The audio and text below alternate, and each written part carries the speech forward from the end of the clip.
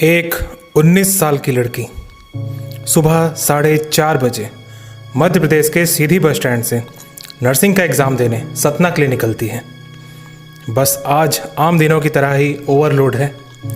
एक 2 सीटर की जगह पे 3 से 4 लोग बैठे हुए हैं। बस में कुछ महिलाएं अपने दूध पीते बच्चों को भी लेकर एग्ज़ाम देने जा रही हैं। कुछ देर सामान्य रहने के बाद बस जैसे ही नहर के किनारे से गुजरती है, तेज रफ्तार से चला रहे ड्राइवर द्वारा बस पे से नियंत्रण खो जाता है और सभी 60 यात्री नहर में समा जाते हैं। इनमें से 7 लोग जीवित किसी तरह से बच जाते हैं, पर 48 लोगों के शव ही बाहर आते हैं। नमस्कार, मैं सुमित तिवारी और आप देख रहे हैं अपना चैनल दी ग्लोब जामुन। इस घटना के कुछ घंटों बाद प्रधानमंत्री और मुख्यमंत्री ने राहत पैकेज की घोषणा तो कर दी। क्या ये राहत पैकेज पर्याप्त है? क्या इससे उन लोगों का जीवन वापस आ सकता है जो कि अकारण ही काल के गाल में समा गए? इसके पहले आगे बढ़ते हैं, हम इस क्षेत्र के अन्य घटनाओं पर भी चर्चा कर लेते हैं।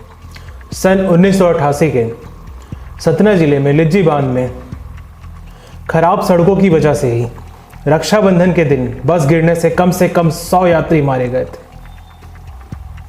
सन 2006 में गोविंदगढ़ तालाब में बस पलटने से 62 यात्री मारे गए और यह घटना भी बदहाल सड़कों की वजह से ही हुई थी। आज सन 2021 में भी कुछ नहीं बदला है, बल्कि इस क्षेत्र में सड़क और इसका विकास ना के बराबर हुआ है। एक ही सड़क को बार बार खोदा जाता है, कभी पाइप डालने के नाम पे, कभी गैस पाइपलाइन डालने के नाम पे, और बार बार जनता को परेशान किया जाता है। सन 1948 से 1956 तक भारत संघ का एक प्रदेश हुआ करता था, विंध्य क्षेत्र। विंध्य प्रदेश, जिसका क्षेत्रफल 40,000 स्क्वायर किलोमीटर है। इसकी राजधानी रीवा होती थी।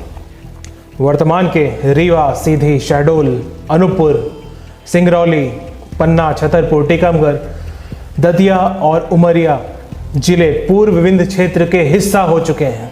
1 करोड़ 40 लाख आबादी के विकास में मध्य प्रदेश सरकार पिछले 64 सालों से पिछड़ती आई है।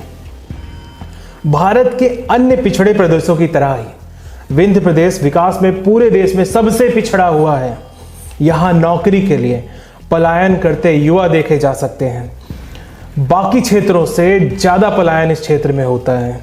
पर क्या कभी किसी विकास पुरुष ने इसके बारे में सोचा? यहाँ की सड़कें आज भी 1947 की तरह ही है। मतलब कि बाकी प्रदेश में तो विकास हुआ है, लेकिन मध्य प्रदेश के विंध्य क्षेत्र में कोई विकास नहीं हुआ है। पर्यटन से लेकर खनिज उद्योग, हर चीज की भरपूर संभावनाएं होने के बावजूद भी इस क्षेत्र में एक विकसित शहर नहीं है। पृथक विंध्य प्रदेश की मांग पर कोई सुनवाई नहीं होती।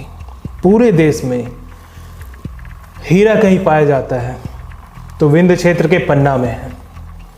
भारत के 5 सबसे बड़े coal based thermal power plant Vindhya क्षेत्र में है। भारत का सबसे बड़ा कोल फील्ड एरिया विंध्य क्षेत्र में है। भारत का लगभग 10% सीमेंट विंध्य क्षेत्र से जा रहा है। भारत का सबसे बड़ा सोलर प्लांट विंध्य क्षेत्र में ही है। भारत के 5 सबसे बड़े जलप्रपात उपेक्षित हैं पर्यटन के जगह पे, जहां बौद्ध स्तूप, वहीं बांधवगढ़ है, साथ ही साथ टाइगर प्रोजेक्ट हैं। भारत के 5 सबसे बड़े वाटरफॉल विंध्य क्षेत्र में, जो कि पूरी तरह से उपेक्षित है। खजुराहो के प्रसिद्ध मंदिर विंध्य क्षेत्र में है।